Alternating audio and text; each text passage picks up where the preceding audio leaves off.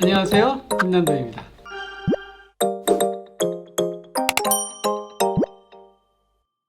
안녕하세요. 안녕하세요. 예, 반갑습니다, 여러분. 트렌드 코리아의 김남도 교수입니다. 우리 지난 시간에 우리 선주연, 플랫그라운드 대표 모셔가지고, 여러 이제 대기업에 쌓은 경력을 어떻게 잘 활용해서 자신의 회사를 만들기까지 사이드 프로젝트 진행하고 또 자신의 커리어를 개발한 그 과정과 역량에 대해서 좀 들었습니다. 먼저 다시 한번 설명해 주시겠어요? 도시재생 엑셀러레이터 어떤 일인가요? 이제 크립톤 X는 크립톤의 자회사인데요. 네. 이제 앞서서 말씀드렸던 것처럼 크립톤은 이제 스타트업에 투자하고 육성하는 최장수 엑셀러레이터예요. 근데 한 2018년도부터 이제 지역 창업 생태계에 관심을 갖게 됐습니다. 그 이유는 많은 청년들이 일자리를 찾는 것뿐만 아니라 본인의 기업에 투자를 받기 위해서 저희 뭐 서울에 있는 역삼, 그다음에 테헤란로에 다 오는 거죠. 그렇죠. 그래서 이제 인구 소멸, 요새 지역의 인구 소멸이 굉장히 문제고 경제 성장 동력이 청년이 많이 유출이 되는 게 문제거든요.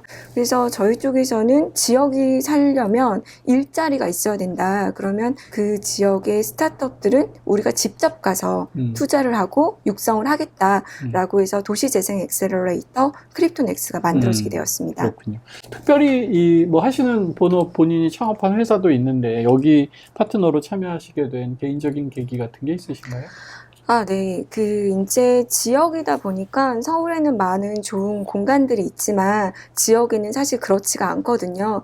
근데 사람과 사람이 만나려면 어느 장소가 필요하고 이제 공간이 필요하기 때문에 이제 지역 창업 생태계 조성을 위한 이제 공간하고 커뮤니티를 기획을 하기 위해서 이제 도시와 부동산을 전공한 제가 조인하게 되었습니다.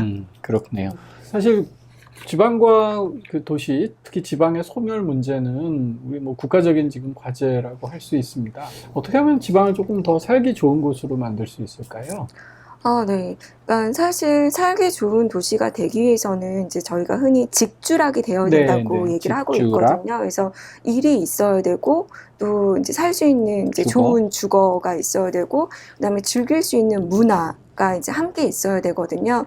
이제 그 지역에서 살고 싶은 청년들이 있고 그 지역에 뿌리 내리고 싶은 산업을 발굴해서 그들을 후원해주고 그들을 육성하면 그들은 지역에 대한 애착이 있기 때문에 더 많은 긍정적인 효과가 있다고 보고 있습니다. 근데 사실 이렇게 가만히 보면 많은 자치단체들이 청년들에 대해서 뭐 창업하면 보조금을 지급한다든지 뭐 아니면 특화 거리를 조성한다든지 아니면 전통시장 내에 스팟을 마련해 드린다든지 많은 지원들이 있었는데 보통 자리 못 붙이고 다시 떠나가는 뭐가 빠졌을까요?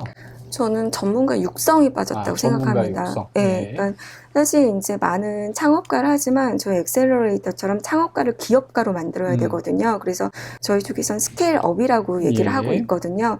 창업이 기업으로 갈 수 있도록 이제 여러 전문 분야에서 여러 가지를 이제 멘토링을 해서 해야 되는데 현재 정부는 그냥 기금만 지원을 했고 그 다음에 육성에서는 제가 좀 약하다고 보고 있어요.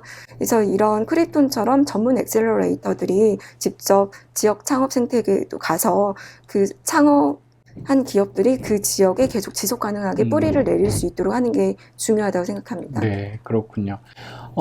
지금까지 해오신 프로젝트들 몇 가지 소개 좀 해주세요. 좀 더 구체적으로 말씀을 듣고 싶습니다. 네. 저는 이제 크립톤에서 지역 거점으로 이제 여러 군데를 하고 있는데 가장 메인으로 보고 있는 거는 제주 탑도. 제주 탑동. 네. 저희가 7월 달에 이제 지역 창업 생태계면 워케이션. 일도 하면서 휴가도 거기서 보내고. 네네. 저희가 이제 리플로우라는 워케이션 공간을 제주 탑동에 이번에 오픈을 했는데 저희는 단순히 일하고 이제 베케이션만 즐기는 게 아니라 지역 창업 생태계와 맞물리려고 하고 있는 거거든요. 그래서 지역에서 사는 청년들이 많은 다른 인프라 시설이 지역이 서울보다 부족한 것도 있지만 자기 같은 창조 계층을 만날 수 없는 그런 거에도 되게 갈증이 많다라고 생각이 들어요. 그래서 오히려 외부에 서울과 외부의 다른 창조 계층들이 그 지역에 가서 일과 그다음에 삶과 관계의 재정립을 통해서 원도심의 가치를 발견하고 이제 시대가 변했기 때문에 새로운 사회적인 그런 변화된 기능을 부여 넣어주는 게 중요하다고 생각하고 있습니다. 그렇군요. 또 다른 곳은 프로젝트가 있었을까요? 네, 지금 부산 영도에도 하고 영도, 있어요. 예. 그래서 영도 같은 경우는 1960년에서 80년도 때 6.25 전쟁으로 인해서 이제 많은 피난민들이 이제 갔던 지역이고, 그 당시에는 22만의 그 인구가 있었는데 지금은 10만 정도 이제 절반으로 줄었고, 가장 심각한 건 20대 이제 청년 인구 유출이 가장 심각하다는 거거든요. 근데 저희는 제가 영도로 갔을 때도 그 굉장히 좀 힙하고, 예, 굉장히 장소들이 원도심의 그 다른 매력들이 매력이 있는 있거든요. 곳이죠. 예. 네. 그래서 이거는 MZ세대들이 굉장히 좋아할 곳이다. 그러면 그 공간에 저희가 일자리와 커뮤니티를 조성하면 원도심에 충분한 가치가 있다라는 걸 보고 있어서, 지역 그로세리 커뮤니티라고 이제 롤로와 영도라는 그런 저희가 그로세리. 롤로와 영도. 예. 네네. 그래서 놀러와라는 거에 조금 네네네. 있긴 한데, 그래서 이제 사실 그냥 지역 마켓으로 편의점, 일상의 물건을 사고 파는 건데, 퇴근 후에 물건 하나를 사면서 안부를 물을 수 있고, 그다음에 저희가 지역 퍼틀라 파티나 또 플로킹이라든지 그런 커뮤니티를 하고 있거든요. 그래서 그런 커뮤니티를 통해서 지역 주민의 교류의 장으로 지금 활동하고 있습니다. 그래서 아까 제주는 리플로우, 네. 그다음에 영도는 롤로와 영도. 이렇게 이제 브랜딩까지 하시네요. 네네. 브랜딩을 한다는 것은 제가 지금 아까 그 가지고 오신 아마 리플로우 브랜드에 맞춘 굿즈인 것 같은데요. 이렇게 굿즈까지 만드시고 좀 총체적으로 접근하시려는 것 같다는 인상을 받습니다. 네네. 어떻습니까? 네, 맞습니다. 그거 총체적인 경험을 제공하기 위해서 전체적인 공간기획, 커뮤니티 기획, 그다음에 브랜딩, 굿즈 제작까지 하고 있습니다. 지금까지는 주민등록상의 인구가 몇 생활인구, 명이냐. 예. 그래서 뭐 대학생들 주민등록 옮기면 보조금도 주고 뭐 이제 어떻게든 주민등록 인구를 늘리려고 그랬는데, 그거보다는 주민등록 안 있더라도 와서 뭐 놀고 간다든지 일하고 간다든지, 예, 아니면 뭐 지나면서 구경을 하고 간다든지, 그런 관계 인구가 훨씬 더 중요해지는 것 같다, 그런 생각이 들거든요. 네네. 그 개념에 대해서 좀 설명해 주시죠. 네. 그 교수님 말씀하신 것처럼 이제 저희가 주민등록에 있는 이제 그걸 생활인구라고 이제. 생활인구. 네.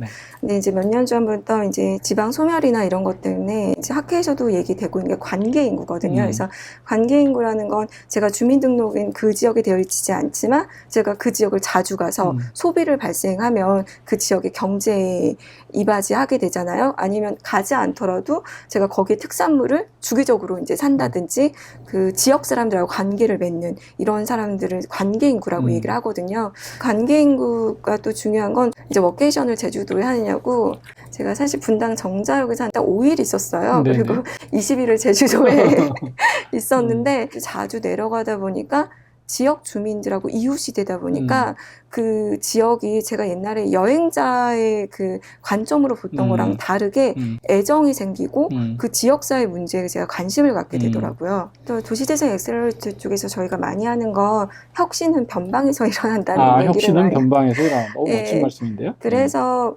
지역에서 뭔가가 변하려면 사실 지역 사람들은 거기에 가치를 못 볼 때도 있거든요. 예, 그렇죠. 예. 그래서 외부의 창조 계층과 그 지역의 창조 계층과 만날 때 그 지역의 새로운 가치를 발견하고 그거를 재창조할 수 있다라고 생각하고 있습니다. 그러네요. 그러니까 그런 지금 만남은 아까 말한 생활인구 개념만으로는 조금 해결하기 어려운 것이죠. 네네.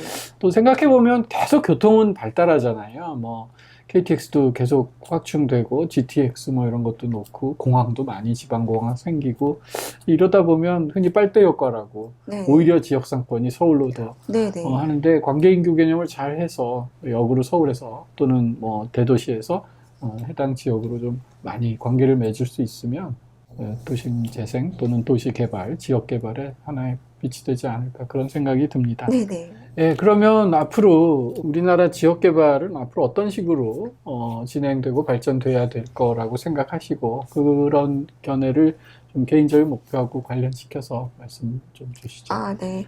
로컬의 크리에이터들이 이제 굉장히 좋은 컨텐츠들로 지금 어떻게 하면 좋게 할지 많은 고민들을 하고 있거든요. 예전에는 대규모 복합개발처럼 도시의 기획과 정책과 전문가들의만 영역이었다면 이제 많은 실제적으로 고객들, 그다음에 시민들이 하나가 돼서 이걸 같이 만들어가는 거는 굉장히 좋은데 지역 다음에 차별화에 대해서 이제 각각의 정체성과 브랜딩을 어떻게 구축해줘야 될지 그런 거에 대한 고민이 좀 저는 필요하다고 생각이 들어요.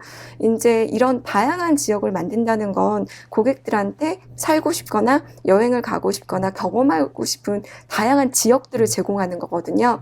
그래서 함께 다양한 플레이어들이 좋은 여러 가지 도시에 만들어줬으면 좋겠다는 생각이 들고요. 네. 네, 저도 그런 걸 위해서 열심히 하려고 합니다. 아이, 좋습니다. 예. 뭐 사실 뭐 저출산 문제와 더불어 우리나라의 가장 중요한 화두라고 할 수 있는 지역의 균형 발전.